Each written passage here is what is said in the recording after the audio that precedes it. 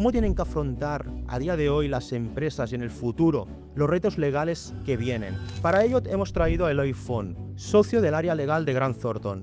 No es una cuestión de que vayas a ser o no víctima de un ciberincidente, sino cuándo lo vas a tener y que cuando lo tengas estés preparado. ¿Tú estás de acuerdo con la afirmación que dicen muchos sectores de que Europa está frenando la innovación? China, que va por un lado y que utiliza la tecnología sin importarle demasiado, ¿qué consecuencias puede tener esto también para los derechos fundamentales de las personas, ¿no? Y por otro lado, en el otro modelo está Estados Unidos, con fomento de innovación a tope, y bueno, yo creo que la Unión Europea está allí en medio, quiere regular y fomentar la innovación, pero siempre protegiendo derechos fundamentales. ¿Se puede afirmar que las empresas que generan contenido con IA están asumiendo posibles riesgos legales en un futuro?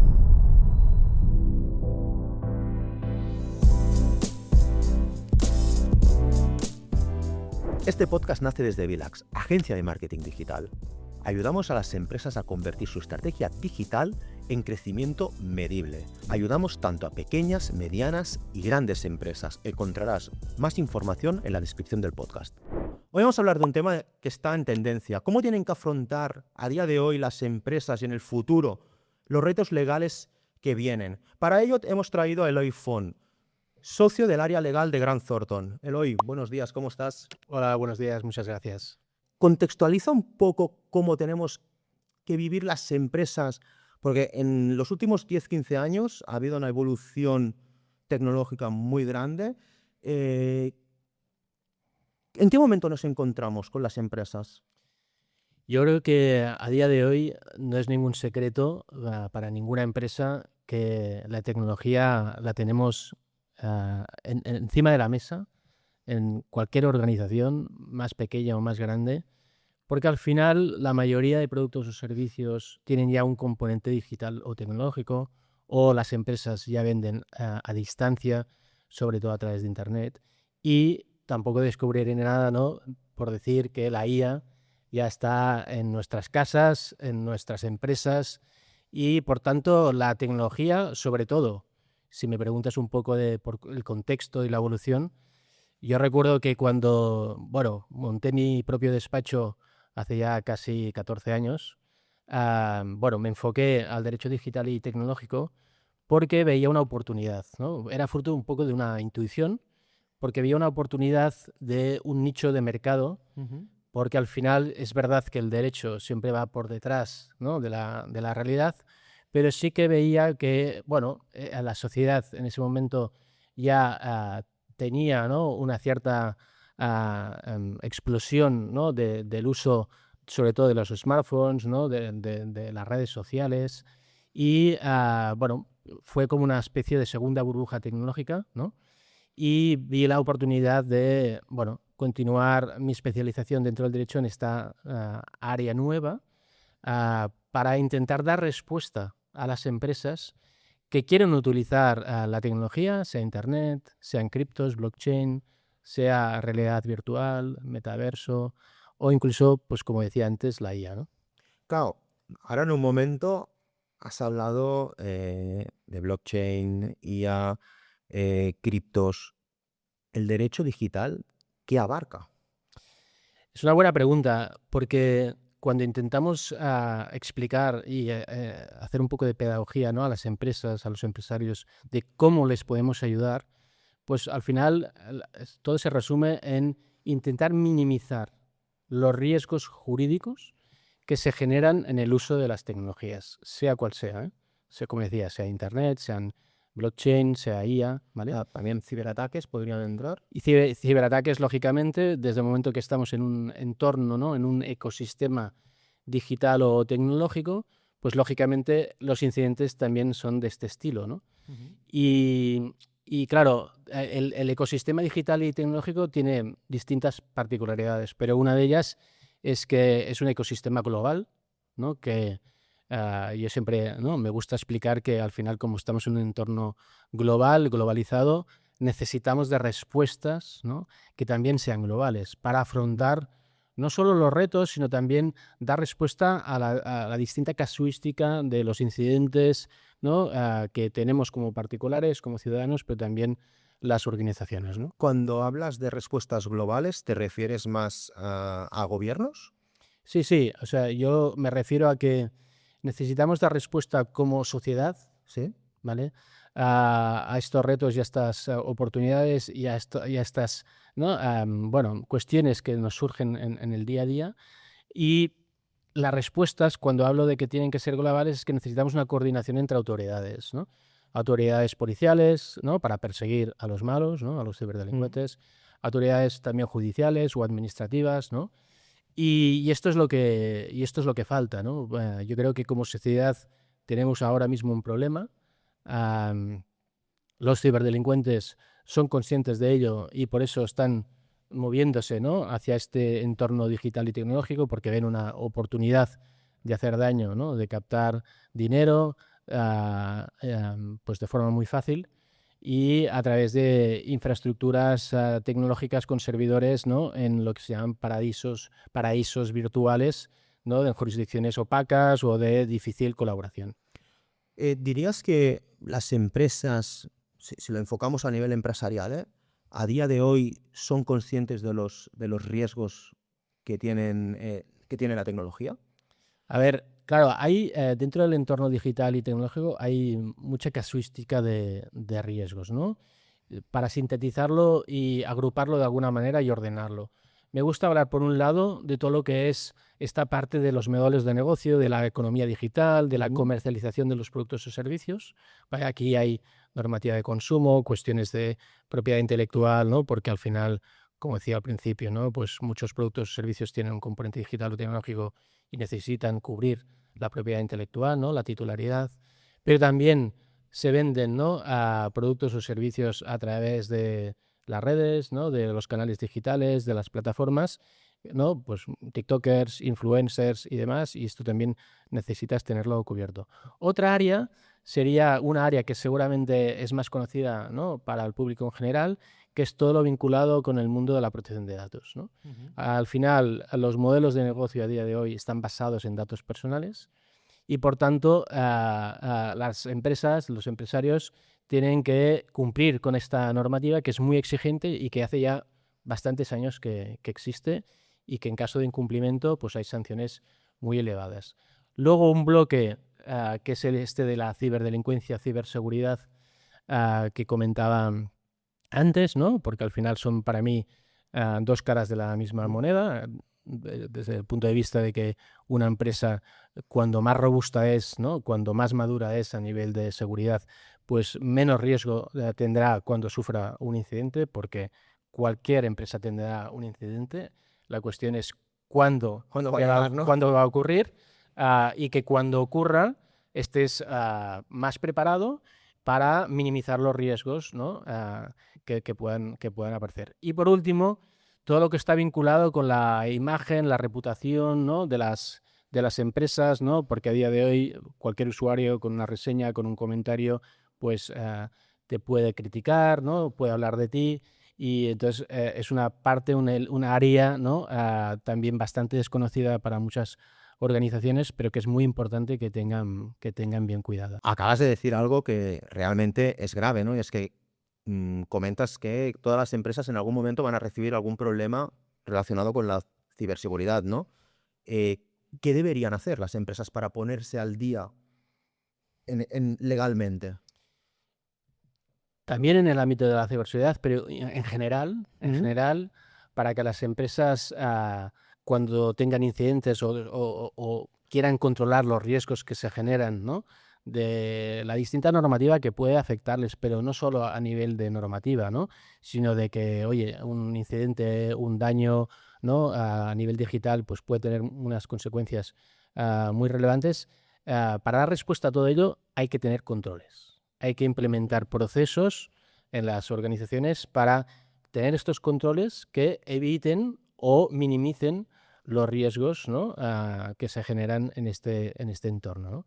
Entonces, vinculado con todo esto, y que de alguna manera el legislador, ¿no? ya lleva un tiempo, ¿no?, diciendo a las empresas, oye, tenéis que ser responsables, ¿no? Proactivamente, tenéis que implementar controles, ¿no? Venimos del ámbito penal, ¿no?, que ya desde la última reforma que hubo del Código Penal, pues se generaba esta posible responsabilidad penal de las personas jurídicas, ¿no?, de las empresas. Y aquí pues nació toda esta disciplina del compliance, ¿no?, del cumplimiento legal, de la prevención, para evitar estas posibles consecuencias penales, ¿no? Pues esto se ha ido trasladando un poco a las distintas áreas del derecho. En el mundo de los datos personales, pues también a través de la figura del delegado de protección de datos, ¿no?, el DPD o DPO, pues es una figura pensada y creada para ayudar a las organizaciones a minimizar estos riesgos en el cumplimiento de la normativa de protección de datos. También, por ejemplo, desde el año 19 tenemos una normativa que protege los secretos empresariales de las empresas, ¿no? En un mundo como el que estamos, ¿no?, y sobre todo en el mundo de los intangibles, que pues determinados conocimientos, determinado know-how es muy importante tenerlo protegido, pues podemos utilizar esta vía para protegerlo. Pero en realidad, y podríamos así continuar con otras Sí. áreas o especialidades, es intentar implementar controles, ¿vale?, para evitar estos riesgos, ¿no? Esto es un poco lo que Y recomendaría. en tu día a día, ¿sientes que las empresas lo están haciendo o realmente es algo que no tienen ni idea ni por dónde empezar? A ver, claro, va en función un poco también de las capacidades, de los tamaños de las organizaciones, sobre todo las más grandes son más sensibles, ¿no?, a este tipo de riesgos, también por las consecuencias no solo económicas, sino reputacionales que podrían generarse, pero afecta a cualquier empresa, ¿no?, porque cualquier empresa utiliza datos personales, cualquier empresa desarrolla productos o servicios digitales, cualquier empresa o muchas de las empresas puede vender servicios a través de Internet, Ujú. ¿no? Cualquier empresa ahora ya empiezan a utilizar IA, ¿no? Por tanto, a medida que vamos incorporando capas digitales, tecnología en las organizaciones, pues es necesario tenerlo Ah, cubierto. la tecnología va a un ritmo y el ámbito legal va a otro. Y ya no digamos la implementación de medidas en las empresas, ¿no? Si hablamos de e-commerce, entiendo que es de las partes que a nivel de legal y de protección están más cubiertas, ¿no? Porque ya llevamos un tiempo donde el e-commerce realmente está totalmente implementado en nuestra sociedad. Ujú. Pero claro, has comentado el tema de la IA. Todas las empresas van locas por implementar cosas con IA, pero claro, tiene unos riesgos muy altos. ¿Crees que son conocedoras de los riesgos que puede tener aplicar IA en sus empresas si no aplican estas medidas de control? Yo creo que sí que muchas empresas son conscientes Mm. de los riesgos, pero claro, tenemos que ir viendo un poco en función de la tecnología cómo afrontar estos riesgos, ¿no? Citabas ahora la IA, la inteligencia artificial. Pues, por ejemplo, tenemos ya una normativa europea que a partir de este mes de agosto se despliega de forma casi completa y, por tanto, afectará ya a todas las empresas de la Unión Europea. Y no solo empresas de la Unión Europea, sino también empresas de fuera que introduzcan sistemas de IA en el mercado de la Unión Europea o que incluso pues, introduzcan prompts, ¿no?, cuyos resultados de salida Ujú. pues estén en la Unión Europea, ¿no? Pues este reglamento, ¿no?, siempre me gusta explicar y hacer un poco pedagogía de esto. Un reglamento es un tipo de normativa que es de aplicación directa en todos los Estados miembros, ¿no? A diferencia de las directivas, que las directivas pues dan un margen a la hora de legislar a los estados, ¿no? Los reglamentos no. Los reglamentos son normativas de aplicación directa y la misma en toda la Unión Europea. Entonces estamos viendo ya que hay una cierta tendencia en la línea de lo que decía antes, ¿no?, de dar respuestas globales, ¿no?, Ujú. pues de regularlo al menos a nivel de la Unión Europea con esta técnica legislativa que son los reglamentos. Vimos en el mundo de los datos personales, ¿no?, con el RGPD o GDPR, que ya existe desde hace unos años. También a nivel de comercio electrónico y de servicios digitales también se ha legislado a través de un reglamento. Y ahora la IA, Ujú. también, ¿no? Y creo que es una buena aproximación y muy inteligente por parte del legislador. Claro, comentas también que esto afecta directamente a empresas. Pues una empresa de Estados Unidos que quiera o tenga algo que ver con Europa también tendrá que cumplir con esta normativa. Correcto. Y Tanto a nivel de datos, ¿no? El Reglamento General de Protección de Datos es aplicable para las empresas de fuera, ¿no? Que se enfoquen, ¿no? Al mercado de la Unión, a usuarios de la Unión, y lo mismo pasará con la IA. vale. Eh, Vamos a intentar hacer algún caso real, ¿no? En el último podcast que hicimos, vino un invitado que hablaba que con la IA y los procesos que se puedan automatizar con IA, hay un mercado muy grande en lo que es la industria, ¿no? Y aquí se pueden automatizar muchos procesos y la IA puede llegar a tomar decisiones. Si la IA toma una decisión que no es correcta y que afecta a alguien, ¿de quién es responsabilidad? Pues es una muy buena pregunta, porque es un debate que está totalmente abierto a día de hoy.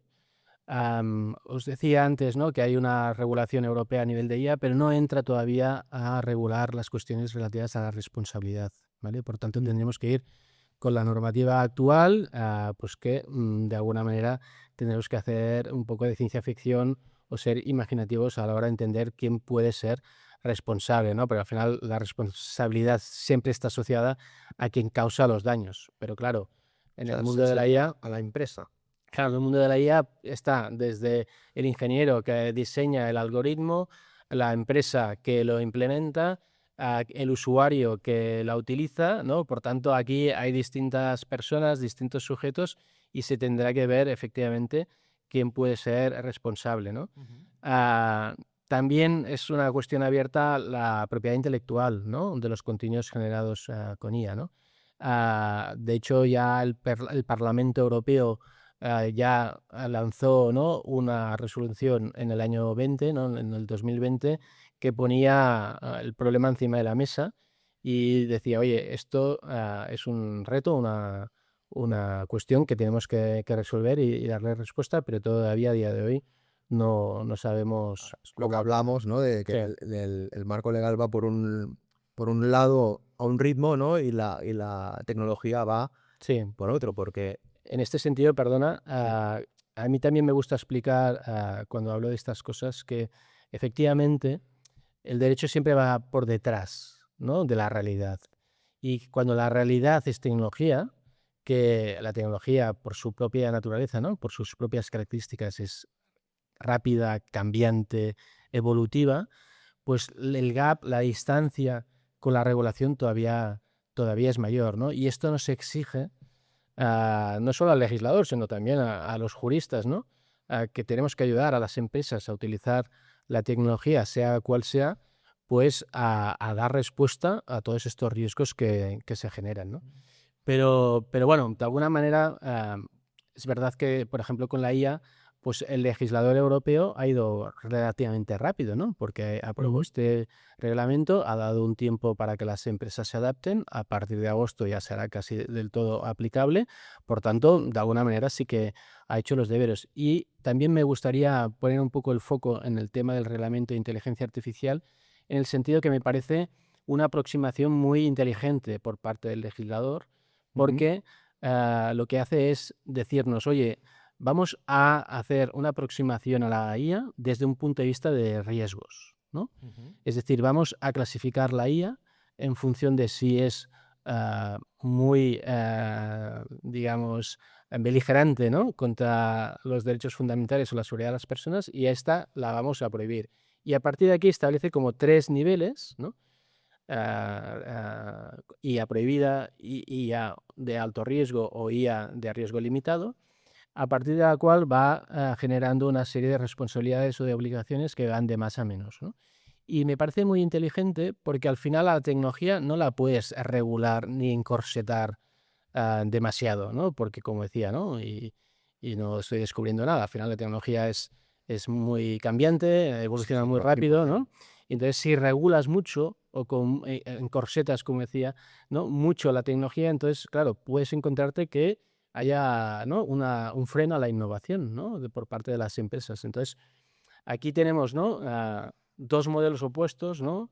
China, que va por un lado y que, bueno, utiliza la tecnología sin importarle demasiado, pues qué consecuencias puede tener esto también para los derechos fundamentales de las personas, ¿no? Y es muy incisiva, categoriza a las personas por conducta social, ¿no? Y bueno, yo creo que es un modelo que deberíamos obviar. Y por otro lado, en el otro modelo está Estados Unidos, ¿no? Que está totalmente, ¿no? Libertad total. Desatada, ¿no? Con fomento de innovación a tope. Y bueno, yo creo que la Unión Europea está allí en medio y yo creo que es un buen punto de equilibrio porque la Unión Europea quiere regular y fomentar la innovación, pero siempre protegiendo derechos fundamentales. ¿Tú estás de acuerdo con la afirmación que dicen muchos sectores de que Europa está frenando la innovación con Bueno, estas regulaciones? es un poco esto, ¿no? Que decía, es verdad que desde el momento que regulas o legislas, pues estás poniendo algún tipo de requisito, de coto, ¿no? Pero para mí es muy importante que la tecnología, sea cual sea, sea garantista y respetuosa con los derechos, ¿no? Derechos fundamentales, sobre todo, lógicamente. Entonces, bueno, ahí está un poco el reto para la Unión Europea de encontrar este punto de equilibrio, ¿no? Que comentaba antes. En el ámbito empresarial, ¿se están viviendo ya conflictos legales derivados de un mal uso de la IA? Sí, a ver, lo que nos está llegando a nosotros mucho es, bueno, la preocupación, ¿no? De las empresas a la hora de, oye, ¿cómo puedo regular o cómo puedo dar respuesta a la IA, ¿no? Entonces, lo que nosotros estamos proponiendo es, por un lado, primero hacer como una auditoría, ¿no? Una fase de discovery que le llamamos, ¿no? Para entender cuál es la IA que ya está utilizando la empresa, ¿no? Porque a veces incluso la empresa o el empresario desconoce que se está utilizando, pero es Sí, la que buceas un poco. ¿te encuentras con Sí. gente que desconoce que está usando una IA? Saben más o menos que la estarán utilizando, pero no saben la realidad. Entonces, Ya. cuando hacemos esta auditoría inicial ¿no? y lanzamos un checklist a la organización, ya descubrimos o aflora, ¿no? mucha más IA de la que inicialmente la empresa tenía presente, ¿no? Entonces, a continuación, regularlo con una política de uso responsable, de manera que los trabajadores, trabajadoras, ¿no? sepan, ¿no? cuáles son los principios, ¿no? requisitos que hay que tener en cuenta y, sobre todo, que haya un registro de las IAs permitidas, ¿no? De manera que cuando uno quiera utilizar una determinada IA, vaya a ese registro y bueno, lo pueda consultar y si está autorizada, pues perfecto, ya la puedo utilizar.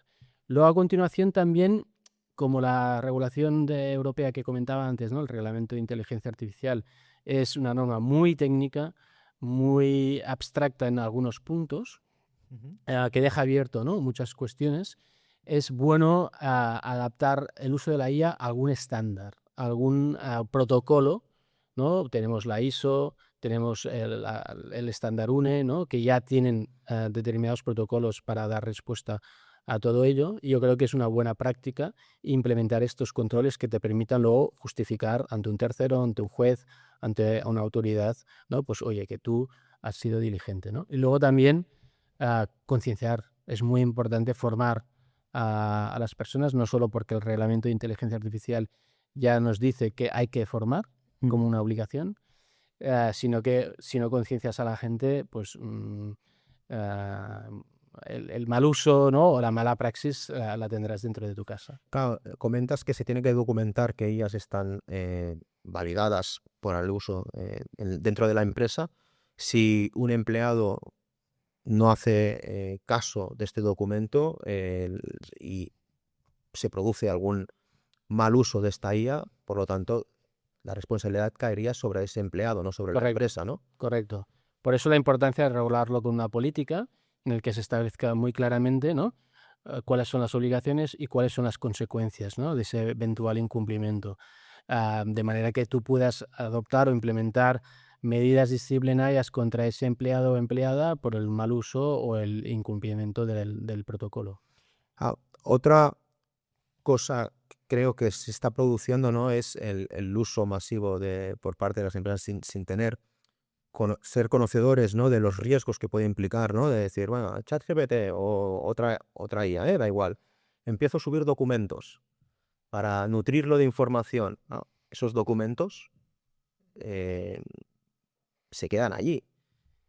¿Dónde van a parar? ¿Qué implicación yo como empresa puedo tener por el uso y compartir información que igual es privada, es confidencial? Correcto. O sea, desde el momento que tenemos una herramienta como la IA que tiene una potencialidad espectacular, es muy importante regularla. Por eso decía de la importancia que tiene que haya una política, ¿no?, en el que se establezca muy claramente qué se puede hacer y qué no se puede hacer, ¿no?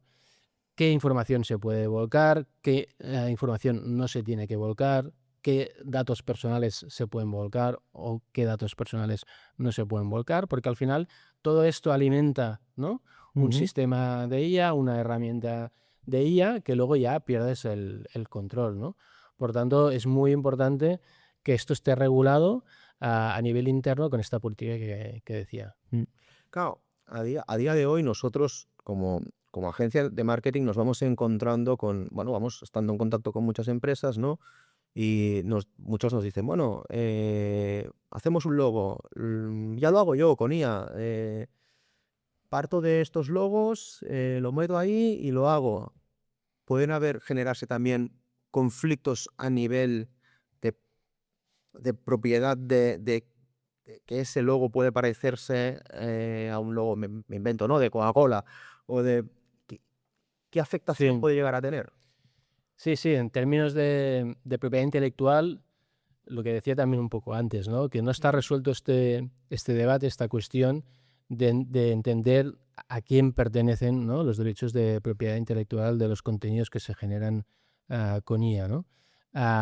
Y efectivamente, pues si utilizas IA que luego pueda vulnerar derechos de terceros, sea derechos de propiedad intelectual, derechos de marca, ¿no?, de otras entidades, pues tendrás que con mucho cuidado, ¿no? Entonces, claro, el problema de esta cuestión es que, claro, la propiedad intelectual está vinculada con una persona, ¿no?, física, a veces también personas jurídicas, ¿no? Hemos visto que desde la regulación de la propiedad intelectual, pues se resolvió la posibilidad de utilizar programas de ordenador por parte de las organizaciones y que sean los titulares, ¿no?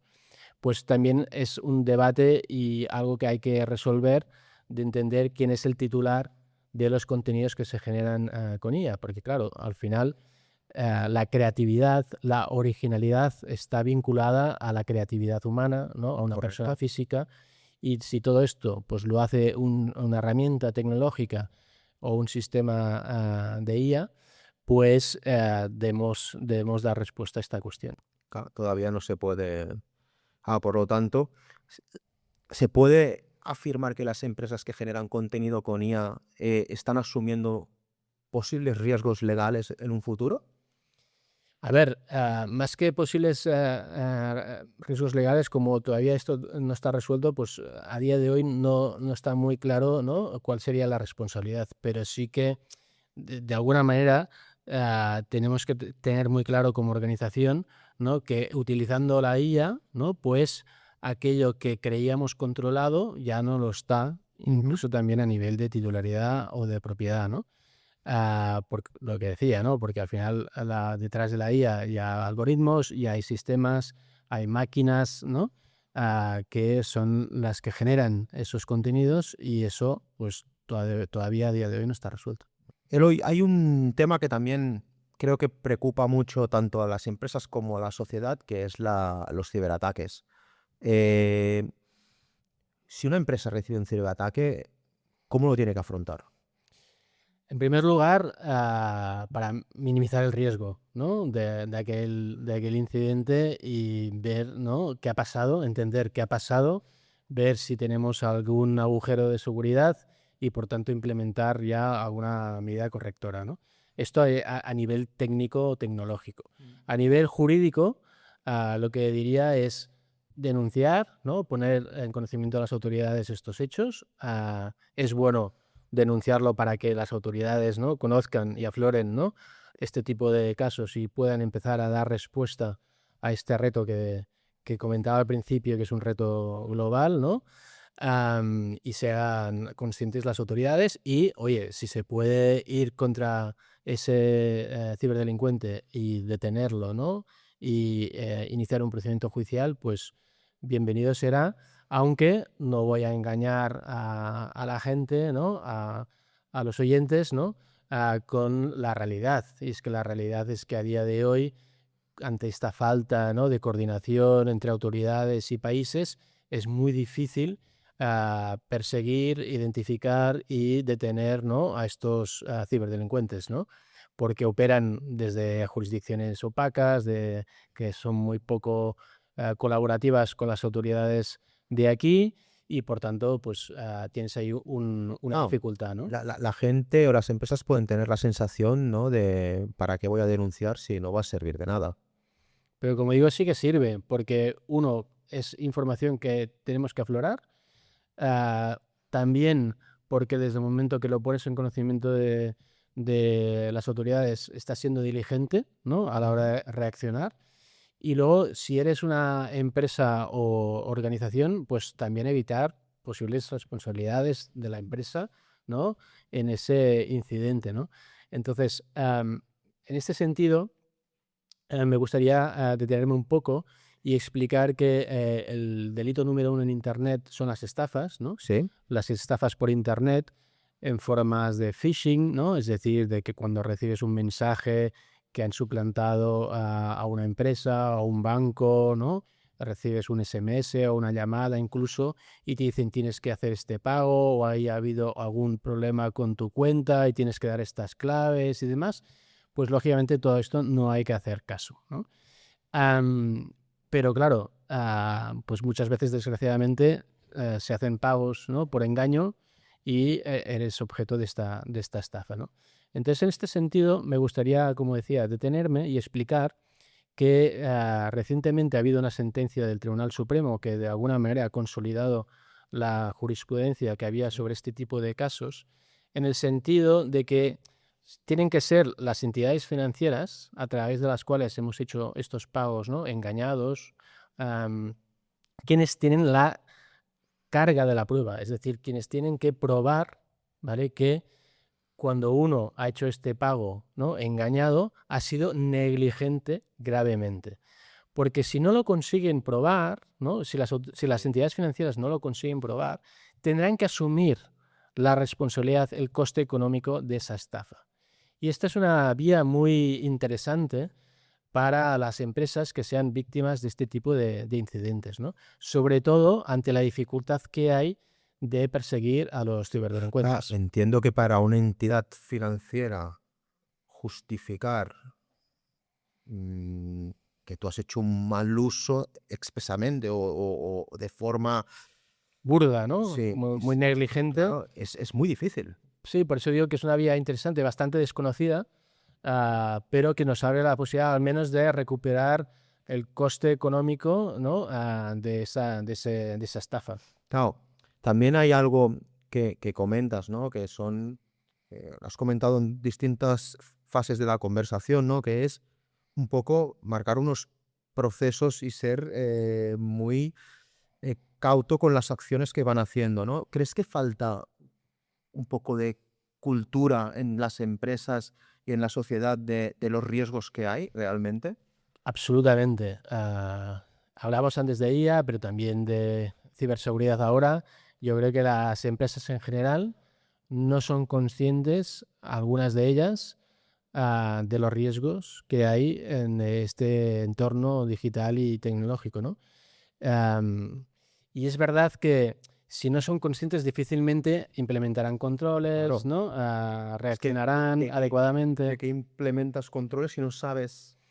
Entonces, desgraciadamente, a nosotras nos vienen muchas empresas que ya han sido víctimas, ¿no? Porque efectivamente no tenían estos controles o no auditaban sus sistemas informáticos, no tenían ningún tipo de medidas de seguridad, o tenían unas medidas de seguridad muy de bajo nivel. Ya. Entonces, bueno, es parte de la cultura que también, ¿no? Desde nuestra posición tenemos que ir trasladando a las empresas y organizaciones de que es importante que lo tengan, de que lo tengan en cuenta. En tu día a día también te lo encuentras esta falta de control, de sensibilidad, bueno, en general sí, diría de sensibilidad hacia esta problemática. ¿También te lo encuentras en las empresas más grandes? En las empresas más grandes son más conscientes, Sí. pero todavía hay margen de mejora, ¿no? En este sentido.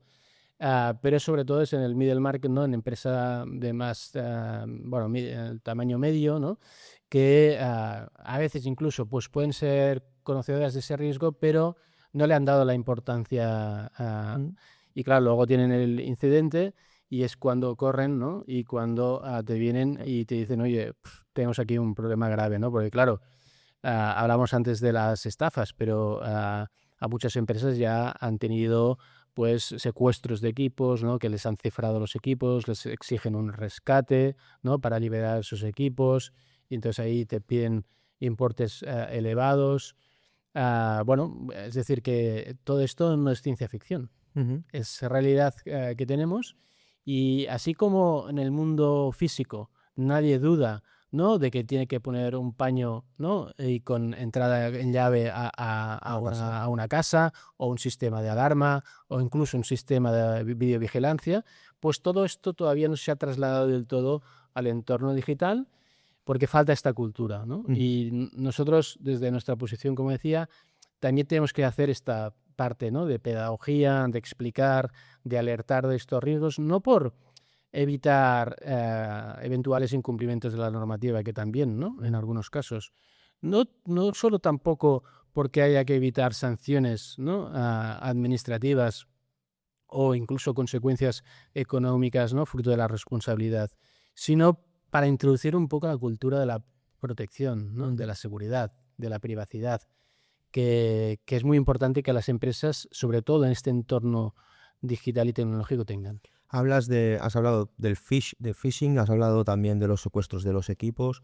¿Qué otras ciberataques te encuentras? Pues ha habido, bueno, muchos son derivadas de esto, ¿no? Sobre todo de phishing, ¿no?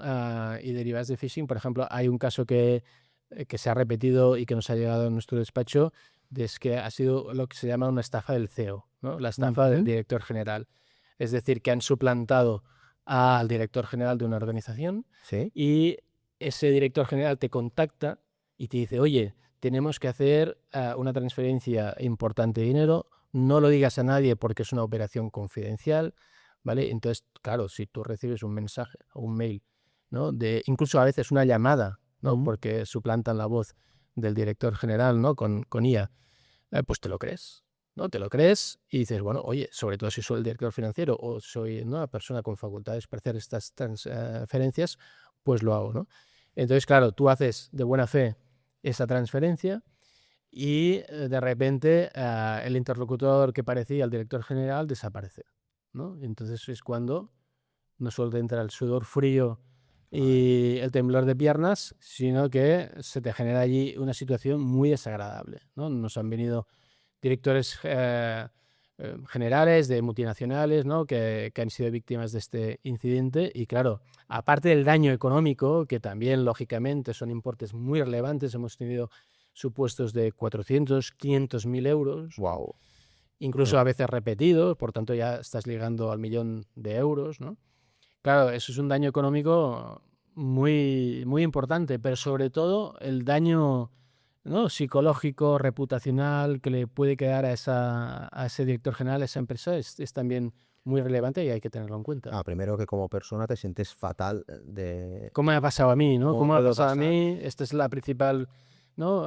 Consecuencia, ¿no? De, ostras, yo he aplicado, ¿no? Pues diligencia, soy Claro. una persona más o menos responsable, ¿no? ¿Cómo me puede haber pasado? Y después que no se enteren clientes ni proveedores porque también van a tener la sensación de que tú como empresa eres vulnerable. Correcto. Además, aquí hay que conjugarlo con una obligatoriedad legal, que es cuando tú tienes un incidente de seguridad que ha comprometido datos personales, y muchas veces hay datos personales comprometidos, de clientes, de trabajadores, de proveedores y demás, tienes que notificarlo a las autoridades, ¿no? En este caso, a la Autoridad de Protección de Datos, además en un plazo muy corto, que son 72 horas, ¿no?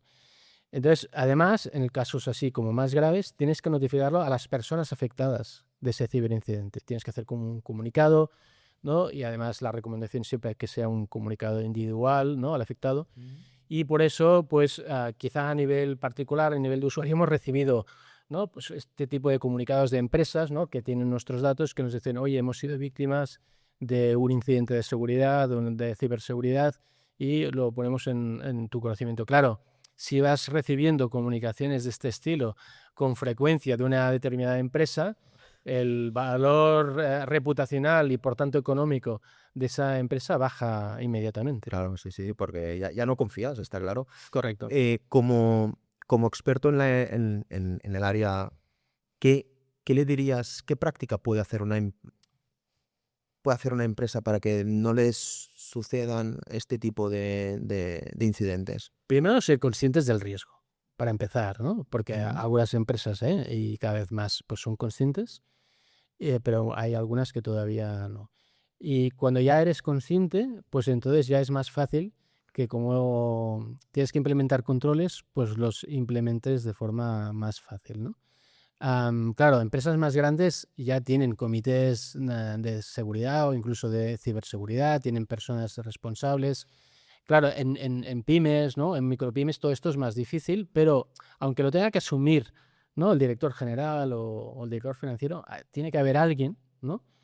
O incluso, aunque sea alguien a nivel externo, ¿no? Que contrates los servicios de CISO o de un delegado de protección de datos, ¿no? Que te ayuden a controlar estos riesgos, Ujú. ¿vale? Esto es muy importante, controlar estos riesgos. Porque más allá de esto, no puedes hacer nada. Todos estamos expuestos a incidentes, a ciberincidentes.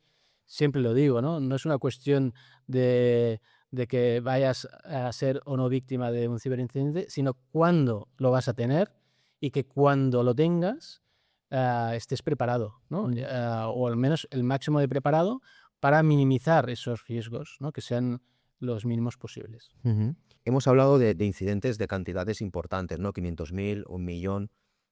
En una empresa, ¿sobre quién recae la responsabilidad eh, legal? Sí. A ver, hay que distinguir la responsabilidad penal, que siempre será del ciberdelincuente, Sí. ¿no? El que ha causado el daño, pero luego puede haber responsabilidad civil si tú no has sido diligente, ¿no? Si no has implementado estos controles, ¿no? Estos procesos, estas validaciones, ¿no? Y además, aquí también me gustaría detenerme con una cuestión, y es que hay una nueva normativa europea, que en este caso es una directiva, Sí. y por tanto se tendrá que legislar en cada Estado miembro a partir de esta directiva, y que la mayoría de los Estados miembros todavía no han legislado y estamos ya fuera del deadline, ¿no? Que nos había dado la Unión Europea. Pues habrá una nueva regulación, que es la directiva NIS2, que lo que dice por primera vez es establecer la responsabilidad de los órganos de dirección Ujú. ah, ante la falta o el negligente, ¿no? Cumplimiento de estos controles, ¿no? Por tanto, lo que quiere de alguna manera el legislador europeo es que esto no recaiga solo en el responsable de IT o en el departamento de IT, sino que la toma de decisiones, ¿no? Pase a ser del órgano de dirección, ¿no? Del órgano de administración. De alguna manera, no quiere, oye, esto no lo podemos dejar en IT, sino que tiene que ser la empresa. Conciencia. Exacto, ¿no? Entonces yo creo que esto, cuando se acabe aterrizando, sobre todo a nivel local, ¿no? Con la ley que está en tramitación parlamentaria, pero que está tardando un poco más de lo previsto, yo creo que marcará un antes y un después, ¿no? Ujú. Es verdad que la directiva NIS2 no afecta todavía a todos los sectores de la sociedad, pero ya afecta a unos cuantos, ¿no? A bastantes sectores. Y por tanto, como digo, yo creo que será un punto de inflexión porque al trasladar esta responsabilidad a los órganos de dirección, yo creo que se extenderá un poco no solo a estos sectores, sino a más sectores, ¿no? Sí, al final, ¿no? Es cuando el responsable de la empresa le puede recaer, ya va a ser él el encargado también de establecer todos los protocolos que se tengan que establecer dentro de la empresa para ser Totalmente. prudentes, ¿no? Totalmente. Lo que pasa es que no teníamos que llegar a este punto. Es decir, quizá el legislador se ve forzado, ¿no?, a incorporar esta responsabilidad porque ve que si no lo hace, las empresas no se lo toman en serio, ¿no? Es decir, no hace falta establecer ese sistema de responsabilidad porque ya las empresas, ¿no?, tendrían que ser conscientes de estos riesgos y, por tanto, implementar controles, ser diligentes, hacer auditorías, ¿no? Y ir revisando continuamente estos ¿Crees que también sistemas. puede ser por un tema de una brecha tecnológica, ¿no? Porque al final muchos dirigentes no han vivido en su vida no han vivido también con esta evolución tecnológica tan bestia, ¿no? Que les quede lejos. Seguramente, y seguramente también esto irá cambiando a medida, ¿no?, que los más jóvenes, ¿no?, los nativos digitales se vayan Ujú. incorporando, ¿no?, a los Or- puestos de dirección Órganos directivos. o a los órganos de responsabilidad de las empresas, ¿no? Pero es verdad que a día de hoy yo creo que esta falta de cultura viene provocada por esta falta de entender, ¿no?, el contexto digital. Ujú. Claro, hemos hablado de IA, hemos hablado de ciberataques. Hay una pata también muy importante que son las redes sociales, ¿no? Eh, También al principio de la conversación hablabas de lo que son las reseñas que se pueden poner en Google My Business o en Ujú. sitios, ¿no? Lo has tocado por encima, ¿no? Realmente, tú como usuario tienes también riesgos legales en un mal uso de tu propia red social o de un mal uso de usar una reseña mal puesta en un Google My Business. No tanto en esto, pero sí del daño reputacional que esto implica para las empresas que reciben ratings bajos, ¿no?, Sí. cuando son falsos. ah, entonces, claro, tenemos que ser conscientes que aquí hubo un cambio de paradigma con la eclosión de las redes sociales, porque antes las empresas controlaban el mensaje que Sí. distribuían, ¿no? Pagaban publicidad, ¿no?, y tenían el mercado bastante controlado. Desde el momento que aparecen las redes sociales, todo esto se democratiza, ¿no? Y ya no es el mensaje solo que tú controlas, sino lo que dicen de ti. Y desde el momento que hay muchos miles de usuarios que hablan de ti y que te están vigilando, te están fiscalizando, pues esa necesidad de control es mucho mayor, ¿no? Ujú. Por tanto, yo siempre recomiendo a las empresas, a las organizaciones, que cuiden mucho la reputación, porque el 80%, y yo creo que ahora ya es más, ¿no?, pero los últimos datos que tengo en mente es el 80% de los usuarios, cuando van a contratar un producto o un servicio, miran qué se dice de la empresa, del producto o del servicio en Internet, ¿no? ¿Qué rating tiene? ¿Qué valoración tiene? Por tanto, es algo que no pueden dejar de lado, ¿no? Al final, ¿quién de nosotros no ha mirado, ¿no?, Google para antes de contratar un hotel o de contratar Sí, un 100%, o producto, sea, ¿no? está en el día a día. O los mismos marketplaces, ¿no?, que ya ratean, ¿no?, que establecen estos ratings, ¿no?, de los productos y servicios. Tú normalmente compras aquello que está mejor valorado, ¿no? Entonces, claro, todo esto, que es algo incluso bastante desconocido, yo creo que es algo muy importante que las empresas tienen que conocer. Y también de la importancia que tiene la posibilidad de resolver muchos problemas, muchos incidentes a través de los centros de ayuda que tienen las redes sociales o las plataformas, ¿no? Ayer, ¿no?, estaba asesorando a una empresa ah, cuyo director general pues tiene una cuenta que ha sido hackeada, ¿no? ¿Vale? Entonces te dicen, oye, ¿qué podemos hacer, ¿no?, con esta cuenta que está hackeada en X, ¿no?, en la antigua Twitter? Pues oye, lo primero de todo, reportarlo. Reportarlo a las plataformas, ¿no? Todas estas grandes plataformas tienen centros de ayuda que son como puntos de atención al usuario, a los clientes, y hay unos formularios, ¿no?, habilitados online que tú los tienes que rellenar y reportar. Y entonces es verdad que luego tienes que esperar que te atiendan correctamente, ¿no?, la petición, que aquí ya entramos en un terreno ya más Es pantanoso. dificultoso. Sí, porque en función también de la red social, pues es más fácil o menos fácil. Es verdad que ellos son juez y parte, ¿no? Ellos deciden si atienden o no atienden la petición en función de lo que vean, pero sin entender ni a entender mucho los criterios, ¿no?, que hay detrás, o de la casuística real, ¿no?, que hay detrás. Es bastante opaco, ¿no? No sabes muy bien qué razones les han llevado a tomar esa decisión, pero es una vía que funciona muy bien y que nosotros, para muchos incidentes de este tipo con empresas o usuarios, hemos utilizado y nos ha funcionado positivamente. Nosotros nos encontramos en nuestro día a día, ¿no? Con clientes, ¿no? Tenemos la reseña puesta y realmente ni ha hecho uso, ni sabemos quién es, y no sabemos ni por qué la han puesto, ¿no? Y sí que puedes apelar, pero es lo que tú dices, ¿no? Cuando tú apelas, vamos a ver qué te responden y si la acaban quitando. ¿Hay algún paso más que se pueda hacer?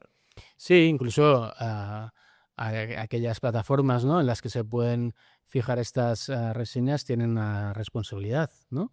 Tienen que determinar, ¿no?, si aquel sistema de reseñas, pues hay un filtro, ¿no?, o un método, ¿no?, de control de esas reseñas. Es decir, no lo pueden dejar al libre albedrío, ¿no?, de los usuarios, y por tanto, desde el momento que incorporamos estos sistemas de reseñas, los tenemos que controlar. Ujú.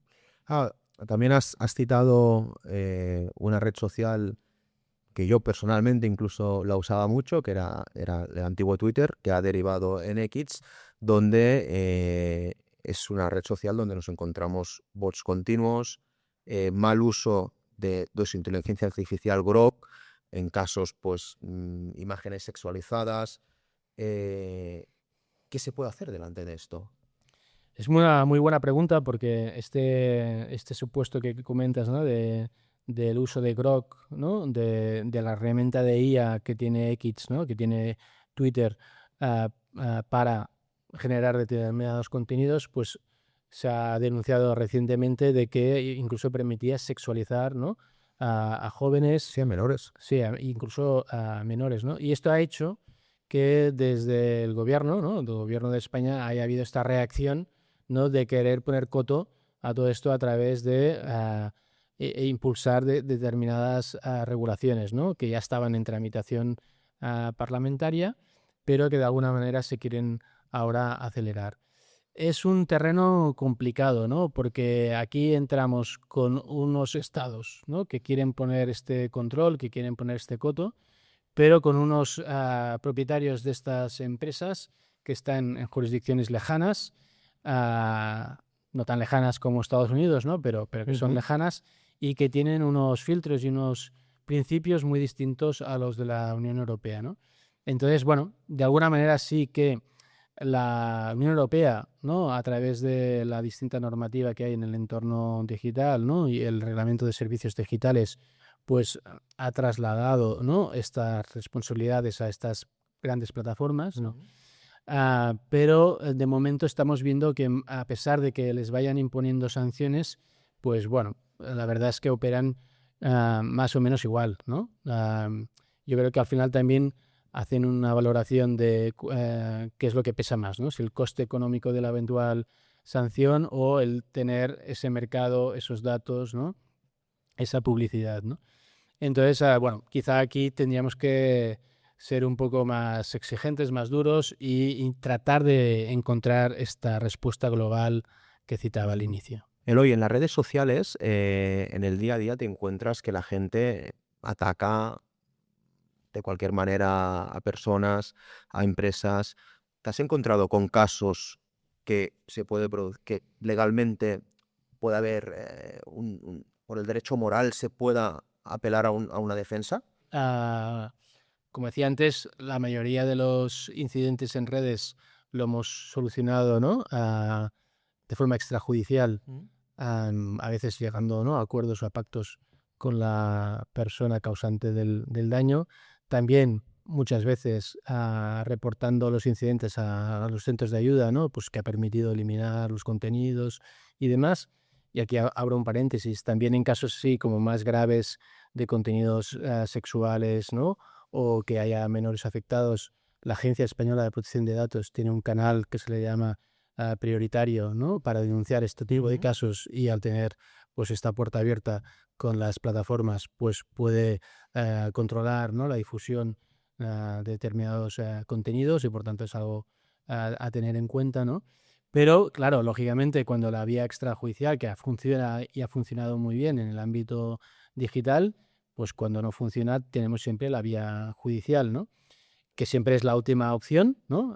También en términos de coste y de tiempo, e incluso de dificultad a veces de probar determinadas cosas y explicarlo a los jueces que no están muy familiarizados, ¿no? Pero hemos tenido un caso relativamente reciente de una persona que estaba denigrando, ¿no? A una empresa cliente nuestra, que hizo una campaña perdón, viral contra la empresa, y conseguimos una sentencia, ¿no? Favorable contra esa usuaria que había generado esta campaña viral, ¿no? Contra nuestro cliente, por daños al honor, ¿no? De la persona jurídica, ¿no? Entonces, un caso interesante. Ujú. Claro, hemos hablado de una brecha digital que pueden tener los propietarios de las empresas, pero dentro de la propia judicatura también existe esta brecha Sí, digital. lógicamente forman parte de la sociedad, no solo los magistrados y jueces, sino también los cuerpos y fuerzas de seguridad, ¿no? Que es verdad que cada vez, ¿no? Pues están mejor preparados y tienen más recursos, pero todavía yo creo que falta mucho. Pues muchas veces con los jueces tenemos que ser pedagógicos y didácticos y explicarles, ¿no?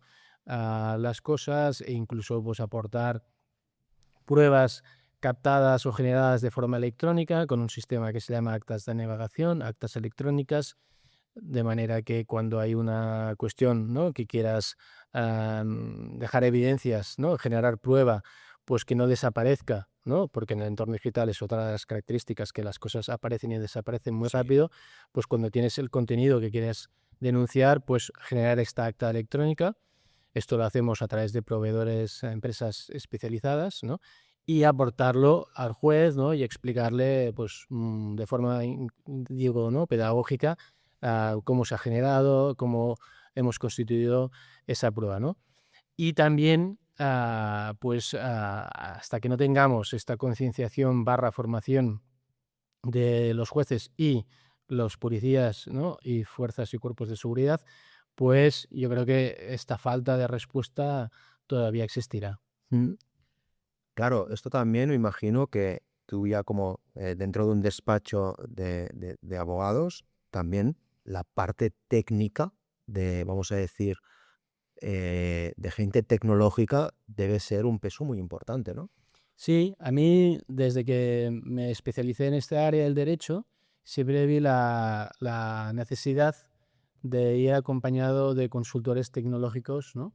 Mm. Para resolver cualquier tipo de supuesto, de incidente, porque, bueno, al final, ¿no? Nosotros somos juristas, no somos consultores tecnológicos, pero bueno, tenemos que ir o tenerlos cerca ah, para poder, ¿no? Dar esta respuesta también a las empresas, a todos estos tipos de incidentes o de retos que tienen, ¿no?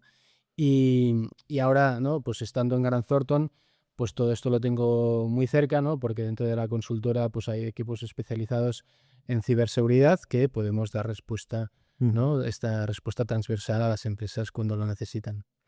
A nivel ya para ir cerrando, ¿no? A nivel de reflexión personal, ¿cuál crees que puede ser el error legal que pueden producir en un futuro las empresas? A nivel, obviamente, tecnológico, de IA, ¿cuál puede ser el más común? A ver, la casuística es muy variada. Además, como estamos hablando de un entorno, ¿no? El entorno digital que afecta, ¿no? A todas las capas de la sociedad, Sí. a todos los sectores de las empresas. Por tanto, la casuística, los supuestos de errores y de incidentes, pues son muy variados. Pero sí que creo que ahora, con la implementación de la IA, se genera una oportunidad, ¿no? Para implementar estos controles, para que se vea que el hecho de implementar controles, pues te hace, uno, ser más diligente, y dos, ser menos responsable ante un futuro incidente, ¿no? Porque al final los incidentes, la seguridad al 100% no existen, incidentes siempre habrá, y se trata un poco de lo que decía antes, ¿no? De que cuando pase el incidente, cuando se genere ese riesgo, pues que nos coja preparados. Prevención. Prevención, prevención y prevención. Muy bien, pues con esto acabamos. Gracias por haber venido. Ha sido un placer la charla. Y nada, esperamos verte más adelante por aquí también. Muchas gracias a vosotros, ha sido un placer.